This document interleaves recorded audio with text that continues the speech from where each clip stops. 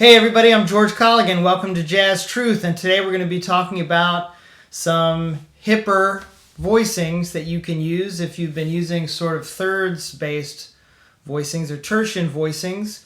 These are a little bit more fourth-based, and so we'll talk about that. But before we get into that, please remember to like and subscribe. I really appreciate it.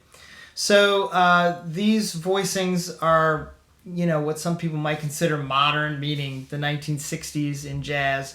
And certainly it's just a little bit of a hipper sound. It isn't terribly complex, but it's something I've been assigning for a long time. And hopefully I can explain it in a way that it'll be useful to you. And there's also ways to kind of expand the idea. So let's talk about it for a minute. Okay, so this is a 2-5-1 progression. And so we know that in jazz, in the key of C, the 2 chord would be D minor 7, and the 5 chord would be G7,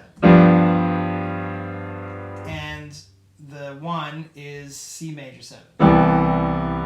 So instead of voicing it that way, which is tertian or in thirds, we're going to voice it almost all in fourths. But the first chord, the 2 chord, D minor, we're going to voice that in fourth, fourth, fourth, and third. And the Mark Levine book, the jazz piano book, calls this the So What voicing because it's from the song So What.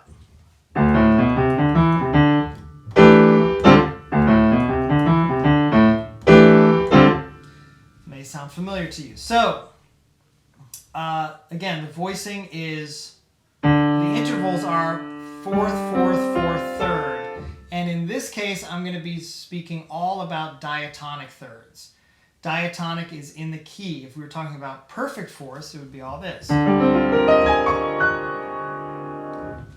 So, and if we think in scale degrees, it's 1, 4, 7, 3, 5. I also recommend that when you're getting started, you play the root down here, so you can just get used to the sound. Second chord is the 5 chord, and in this case the root is G, but we're playing diatonic fourths from the 7th, which is F. So we stack fourths,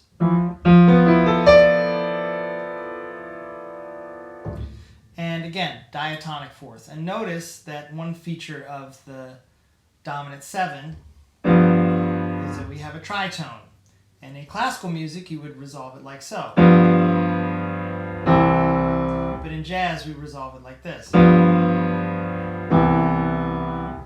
So we have our voicing for the 5 chord. Diatonic fourths from the 7th. Then for the next chord, the C major chord, we have our So What voicing again, except from the 3rd. Fourth, fourth, fourth, 3rd. And if we do scale degrees, it's 3, 6, 9, 5, 7. Okay, so the whole voicing sounds like this.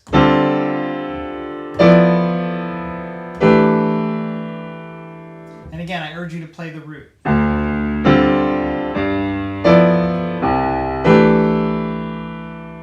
So now I'm going to just play through it in all keys and you can follow along. Of course, I have another video where it's a backing track for 2-5-1s in all keys, and you can also play along with that too. But right now I'm going to use my Drum Genius app and just play through it going up in half steps, and you can follow along and see what that looks like.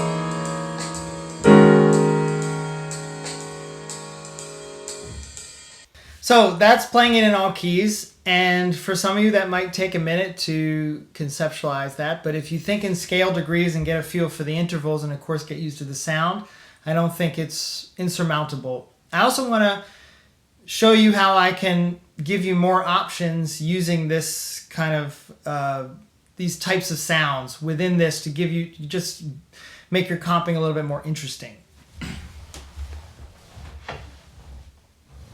So we can pivot in the same types of sounds using the so what voicing. So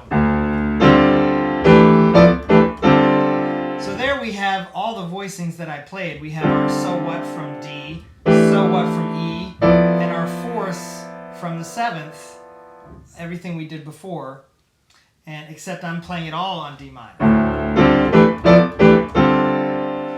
And that just gives you more options on how to make your comping flow a little bit. And then from G, we can do all fourths. So we can move fourths around diatonically.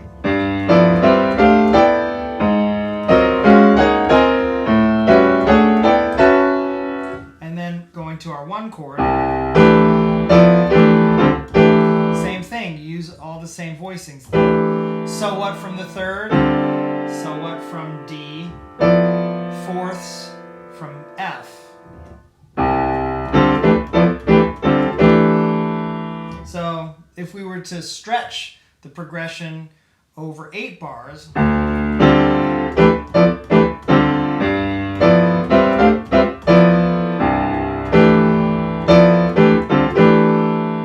so that's a little bit more interesting than just playing the same chord all the time. You can also use chromatics.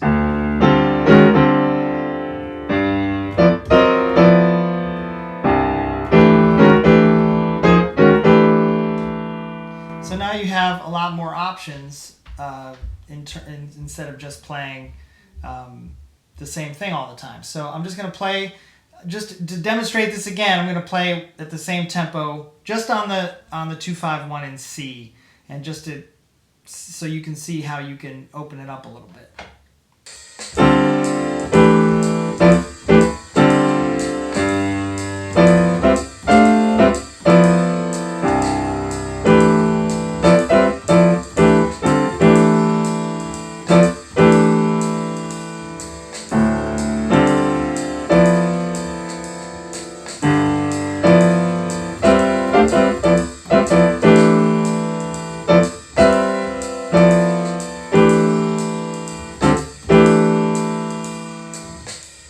Okay, so I hope that made sense to you, and of course you can make comments, you can contact me if you have questions about it.